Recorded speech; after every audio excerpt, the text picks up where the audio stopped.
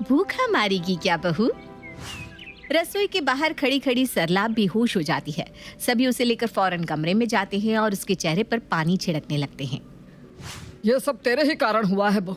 मार दिया ना भूखी अपनी सास को। देख क्या हालत हो गई है बेचारी की। उठिए ना सरला जी, उठिए भाई, क्या हो गया आपको? ओहो अतुल, अभी समोसे कचौड़ियाँ लाने की क्या जरूरत थी? वैसे तेरी माँ तो खा नहीं पाएगी, छोड़ हम ही खा लेते हैं। समोसे कचौड़ियाँ कहाँ हैं? मैं खाऊंगी। किसने कहा मैं नहीं खाऊंगी? पकवानों का नाम सुनते ही सरला जी को होश आ जाता है, पर अपनी सास से उनका हाल चाल ना पूछकर सरला की बहू सीधा कहती है, मम्मी जी मुझे कुछ हो तो नहीं जाएगा ना? मैं मरना नहीं चाहती। अरे तेरा टेप कब बंद होगा बहू? तेरे कारण तो मैंने खटिया पकड़ ली।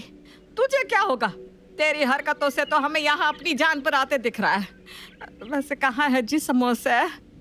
वो तो आपको होश में लाने के लिए पापा जी ने ऐसे ही कह दिया था। मेरे रहते घर में समोसे कचौड़ियाँ आ सकते हैं क्या भला? इतने दिनों में भी आप ये नहीं समझी क्या मम्मी जी? हाँ बिना। वैसे पिछले 1 महीने से मैं पपीते की सब्जी भी बनाकर खा रही हूँ, फिर भी मेरा वजन की कमी नहीं हो रहा। कुछ बोलिए ना मम्मी जी, अब और क्या करूँ? पापा जी आप तो बोलिए, मुझे बड़ी घबराहट हो रही है। ये नज़ारा जरा अजीब नहीं लगता? क्योंकि बिस्तर पर तो लेटी हुई थी सरला जी और अपनी तबीयत की चिंता कर रही थी ईशा। पर ऐसा क्यों? इस दृश्य के पीछे की कहानी जानने के लिए हमें रिवाइंड मोड पर 1 महीने पहले जाना होगा। तो चलिए आपको ले चलते हैं 1 महीने पहले की सरला निवास में, जहाँ किचन में एक गेस्ट हाउस पर गर्मा गर्म पकोड़े तले जा रहे थे, दूसरे में पूरियाँ, तीसरे में दम आलू बन रहा था और चौथे में फ्राइड राइस। इतना ही नहीं, ये तो वो काम थे जो घर की बहू ईशा कर रही थी, पर घर में कमला काम वाली भी तो थी जो मिक्सचर में चटनी पीस रही थी। चटनी का हो गया दीदी, और कुछ करना है का? तो एक काम कर, गाजर कस दे, मीठे में गाजर का हलवा कर देती हूँ, और थोड़ी सी ना चावल भी भिगो दे, 2-4 कटोरी खीर भी बना लूंगी। पर भैया लोगन तो खीर खाते ना है, फिर बर्बाद हो जाती है, फिर आपको ही कटोरी भर के पीनी पड़त है। अरे बना लेती हूँ ना, फिर कोई ना कोई मांग ही लेगा। ज़्यादा मत बनाना, बस 2 लीटर दूध की बना ले। सब एक एक कटोरी भी खाएंगे ना तो ख़त्म हो जाएगी। और आधे घंटे के अंदर ये सारा खाना बना के ईशा डाइनिंग टेबल पर परोस देती है। पूड़ियाँ ऐसी कुरकुरी पर तेल में डूबी हुई, जिसे हाथ लगाते ही पूरे हाथ में तेल लग जाए। घी में डूबा हुआ गाजर का हलवा, ड्राई फ्रूट्स और मलाई मार के खीर, दम मालूम मसालेदार, जिसे देखते ही मुंह में पानी आ जाए।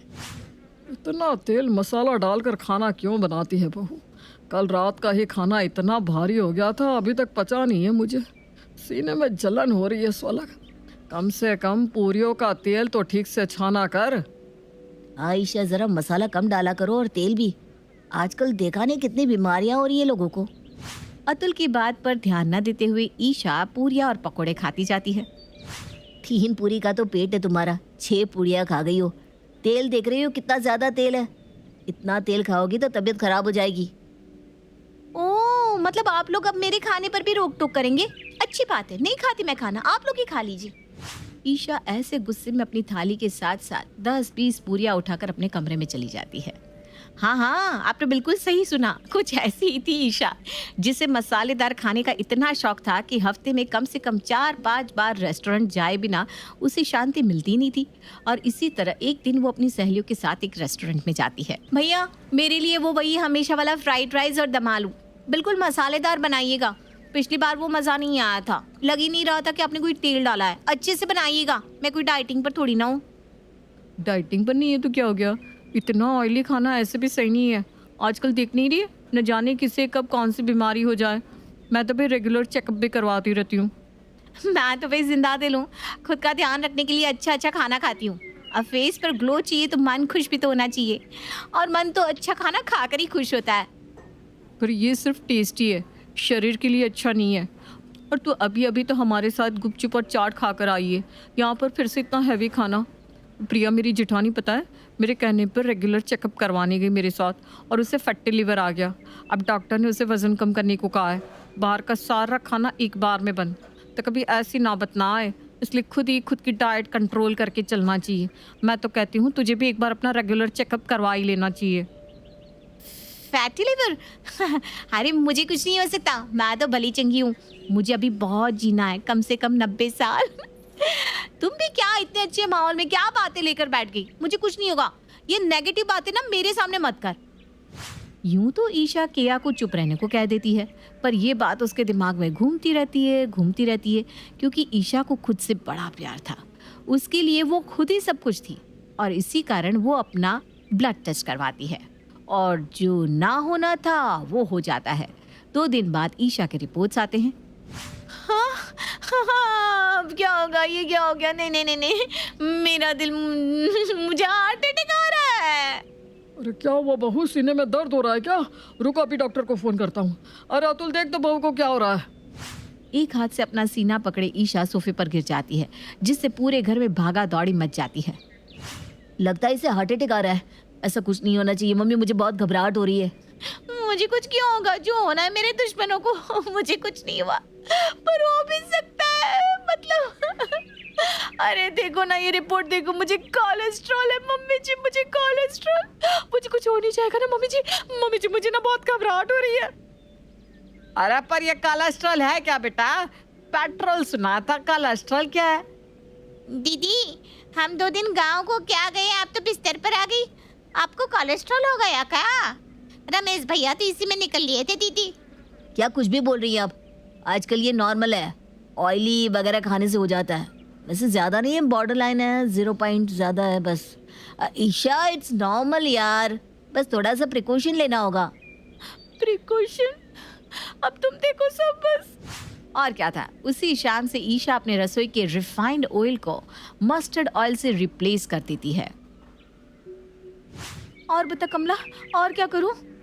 अरे वो दीदी, ये ना आपने सही किया, सरसों का तेल खाओ और बीमारी दूर भगाओ।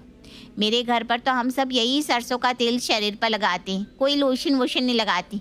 वही खाओ, वही लगाओ। पर खाने का टेस्ट अगर बदल गया तो सभी को शक नहीं हो जाएगा कि मैंने सारा खाना सरसों के तेल में बनाया है? और जो अंदर 5-5 लीटर के रिफाइंड ऑयल के नए पैकेट है, उसका क्या होगा? अब तो दुकान वाला भी उसे वापस नहीं लेगा। हम है ना दीदी, काहे का टेंशन लेती हो तुम? शरीर कितना जरूरी है, तेल हम ले जाएंगे। और जब भी खाना बनाओ सरसों के तेल को खुला लेना, उसके बाद ही उसमें सब्जियां डालना, किसी को पता नहीं चलेगा। यूं तो कोलेस्ट्रॉल ईशा को हुआ था, पर वो घर के सभी लोगों का खाना सरसों के तेल में बनाकर उन्हें परोस देती है। आज खाने का स्वाद जरा अलग नहीं लग रहा। आपको तो हर चीज में कुचरनी है। बना दिया ना खाना, बस तेल मसाला कम डाला है, खा लीजिए चुपचाप। आप ही रोज रोज रोते थे कि तेल बह रहा है, खाने से तेल बह रहा है। आप क्यों बोल रहे हैं? तेल मसाला। ईशा फौरन किचन में जाती है और कमला से इस बारे में बात करती है। कमला तू तो जानकार है, बता देना मसाले भी कम कर दूं क्या? करने ही पड़ेंगे ना दीदी, तेल कम कर लिया, मसाला नहीं तो कहाँ से फायदा होगा? लीवर ना कमजोर पड़ जाता है। मैं आपके लिए अपने गांव से दिल की बीमारी में फायदा करने वाला पत्ता ले आऊंगी, उससे आपके शरीर में ना ताजगी रहेगी और लीवर में भी फायदा होगा। कमला के ये कहने की देरी थी कि रात के खाने में बनी रोटियों से घी और सब्जियों से मसाला छू गायब हो जाता है। ये कैसा खाना बनाया है कमला? मुझे कोलेस्ट्रॉल हुआ है क्या, जो रोटियों में घी तक नहीं लगा? इसमें हम क्या करें भैया?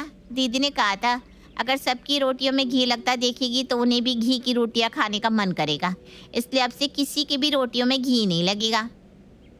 और ये किस पत्ते की सब्जी बना कर रख दी? लग रहा है पेड़ से पत्ता तोड़कर उबाल कर प्लेट में रख दिया।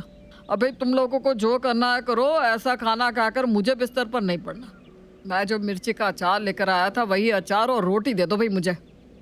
लग रहा है मैं कोई गाय हूँ जिसके आगे चारा रख दिया गया है। ऊपर से इस सब्जी में सरसों के तेल की महक भी आ रही है। अरे बहू, कहीं तूने खाना गलती से सरसों तेल से तो नहीं बना दिया? फूट गया भांडा। हाँ मम्मी जी, वो मेरा कोलेस्ट्रॉल बढ़ गया है ना, तो मैंने किचन से रिफाइंड तेल हटा दिया। अरे यह क्या बात हुई बहू? कोलेस्ट्रॉल तुझे हुआ है, हमें नहीं। जा मेरी रोटी पर घी लगा कर ला। वो मैंने सारा घी भी ना घर से हटा दिया, अब इतनी रात में कहाँ से घी लेकर आऊं? और ईशा के पूरे ससुराल वालों को बीमारों वाला खाना खाकर ही सोना पड़ता है। रात को ईशा जब किचन की सफाई कर रही थी तो उसे बड़ी तेज भूख लगती है। सुबह से तो बहुत परहेज कर लिया, कमजोरी सी भी आ रही है। इस तरह से परहेज करती रहूंगी तो फिर तो मैं और बीमार पड़ जाऊंगी। 23 घंटे परहेज करने के बाद अगर ड्राई फ्रूट्स वाला हलवा बनाकर खा ही लिया तो कौन सी कोई आफत आ जाएगी, है भाई, खा ही लेती हूँ। और सभी को पनीर का खाना खिलाने के बाद ईशा खुद ड्राई फ्रूट्स का गाजर का हलवा बनाकर खाकर सो जाती है। अगली सुबह जब सरला अपने कमरे में सो रही थी तो मैं की आवाज से उसकी आंख खुलती है। वो देखती है कि उसके कमरे में एक बकरी आ गई है। अरे ये बकरी हमारे कमरे में कैसे आ गई? अरे अतुल, जा तो इस बकरी को जल्दी से बाहर निकाल। तभी कमला और ईशा वहां भागती हुई आती है। बकरी यहाँ घूमती हुई नहीं आई है मम्मी जी, इसे मैंने बुलाया है। इसका मालिक हमें दूध देगा। बकरी का दूध ना लीवर के लिए बहुत अच्छा होता है, तो मैंने सोचा क्यों ना अब चाय बकरी के दूध की बनाई जाए। मैं जा रहा हूँ बाहर, टपरी पर चाय पी लूंगा। बीमारों वाला खाना कम था जो अब तुम लोग चाय पानी पर भी पाबंदी लगाने लगे। बहू जरा देख लेना कि पानी फिल्टर वाला पी सकते हैं या वो भी किसी कुएं से भरकर लाना है। खाने पर पाबंदी कम थी क्या, जो अब ईशा गाय के दूध की जगह बकरी का दूध चाय बनाने के लिए इस्तेमाल करने वाली थी। ईशा ने तो अब हद ही कर दी थी। वो हर वक्त यूट्यूब पर कोलेस्ट्रॉल कम करने के नुस्खे देखती रहती और देखे हुए अलग अलग नुस्खे अपने घर वालों पर ही इस्तेमाल करती थी और दिन भर अपनी सास से बस एक ही सवाल पूछती रहती। मम्मी जी, मुझे कुछ हो तो नहीं जाएगा ना? मुझे जीना है मम्मी जी। सुबह से 100 बार तुम मुझसे पूछ चुकी हो बहू, तेरा कोलेस्ट्रॉल ठीक हो या ना हो, मुझे ज़रूर कोई बीमारी आ जाएगी। तेरे सवाल सुन सुनकर तो मेरा सर फटने लगा है। खाना तो देती नहीं, एक कप चाय ही पिला दे बहू। ईशा किचन में जाती है और देखती है कि गाय का दूध का पतीला पूरी तरह भरा हुआ है। इतना तो परहेज कर ही रही हूँ, अब ये दूध भी बर्बाद करना सही नहीं लगता। पैसे लगते हैं भाई। एक काम करती हूँ, चीनी मिलाकर सारा दूध पी जाती हूँ, वरना मम्मी जी मुझे दूध वाली चाय बनाने को कहेंगी। काहे का परहेज? सभी के लिए परहेज वाला खाना बनाने के बाद ईशा खुद सारी चीजें खा लेती थी, जिस कारण उसका मूड तो फ्रेश रहता था, पर उसके सभी ससुराल वाले दिन भर चिड़चिड़ करते रहते थे। पर अब उसकी ये हरकतें मोहल्ले वाले तक को पता चल चुकी थी, इसलिए अब उसके घर कोई मेहमान भी आता तो खुद अपना टिफिन अपने साथ ही लेकर आता था। और इसी तरह एक दिन सरला की कुछ सहेलियां उसके घर आती है। जा बहू, मेहमानों के लिए चाय नाश्ता लेकर आ। चाय नाश्ता, वो भी तेरे हाथों का? नहीं नहीं बेटा, तू रहने दे। हम लोगों को तेरी सास की तरह अपनी आंखों के नीचे डार्क सर्कल नहीं करवाने। हम ना अपना टिफिन लेकर आए हैं, तो बस पानी दे दे, वो भी अगर नॉर्मल वाटर हो तो दे दे, वरना तेरा बस चले तो तू कोलेस्ट्रॉल फ्री पानी ही पिला दे हम लोगों को। ईशा कभी बाहर जाकर कुछ खा लेती तो कभी कमला से कुछ मंगवा लेती और इसी तरह परहेज का खाना खा खा कर उसकी ससुराल वालों को 1 महीना पूरा हो जाता है। और एक सुबह करहाती हुई सरला रसोई के दरवाजे तक अपनी बहू के पास जाती है। कोई अच्छी सब्जी और पूरियाँ खिला दे बहू। ये पपीते की सब्जी खा खा कर पूरे मुंह का स्वाद बिगड़ गया है। इतने दिन परहेज किया है तो कुछ दिन और सही मम्मी जी। कल दिया था मैंने ब्लड टेस्ट, उसका रिपोर्ट आता ही होगा। अगर रिपोर्ट में सब सही रहा ना तो अच्छा खाना बना दूंगी मम्मी जी। और बात करती हुई रसोई के बाहर खड़ी सरला बेहोश हो जाती है। सभी उसे लेकर फौरन कमरे में जाते हैं और उसके चेहरे पर पानी छिड़कने लगते हैं। ये सब तेरे कारण हुआ है बहू। मार दिया ना भूखी अपनी सास को। देख क्या हालत हो गई ये बेचारी की। उठिए ना सरला जी, क्या हो गया? उठिए भाई। ओहो अतुल, अभी समोसे कचौड़ियाँ लाने की क्या जरूरत थी? तेरी माँ तो खा नहीं पाएगी। छोड़, चल हम ही खा लेते हैं। समोसे कचौड़ियाँ कहाँ है? मैं खाऊंगी, किसने कहा नहीं खाऊंगी। पकवानों का नाम सुनते ही सरला जी को होश आता है, पर अपनी सास से उनका हाल चाल ना पूछकर सरला की बहू सीधा कहती है, मम्मी जी मुझे कुछ हो तो नहीं जाएगा ना? मैं मरना नहीं चाहती। तेरा टेप कब बंद होगा बहू? तेरे कारण तो मैंने खटिया पकड़ ली। तुझे क्या होगा? तेरी हरकतों से तो यहाँ हमें अपनी जान पर आते दिख रहा है। वैसे कहाँ है समोसे जी? वो तो आपको होश में लाने के लिए पापा जी ने ऐसे ही कह दिया था। मेरे रहते घर में समोसे कचौड़ियाँ आ सकते हैं भला? इतने दिनों में भी आप ये नहीं समझी? मम्मी जी आप भी ना। वैसे पिछले 1 महीने से मैं पपीते की सब्जी भी बनाकर खा रही हूँ, फिर भी मेरा वजन कम ही नहीं हो रहा। कुछ बोलिए ना मम्मी जी, और क्या करूँ? पापा जी आप तो बोलिए, मुझे बड़ी घबराहट हो रही है। मैं ना कुछ दिनों के लिए अपने भाई के घर जा रही हूँ, वरना ऐसा खाना मैंने एक टाइम और खाया तो सच में मैं चल बसूंगी। और ये कहकर सरला अपना सामान पैक करने लगती है कि तभी दरवाजे की घंटी बजती है। ईशा दरवाजे पर जाती है और क्या देखती है कि उसकी रिपोर्ट्स आ गए हैं। हे भगवान, बहू का कोलेस्ट्रॉल नॉर्मल हो तो मैं 501 का प्रसाद चढ़ाऊंगा। भगवान हम लोगों का खाना फिर से शुरू करवा दे। मम्मी जी। सभी की धड़कनें थम जाती है।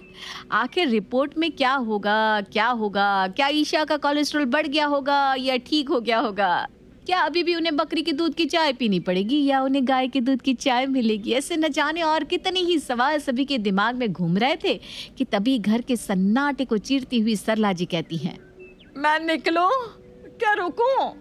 ईशा भागती हुई अपनी सास के गले लगकर कहती है, सभी के लिए पूरी और दम आलू बना लूं मम्मी जी। मेरा ना कोलेस्ट्रॉल ठीक हो गया। और कुछ इस तरह सरला जी की बहू की कोलेस्ट्रॉल ठीक होने के बाद सभी को वापस से स्वादिष्ट खाना नसीब हो ही जाता है।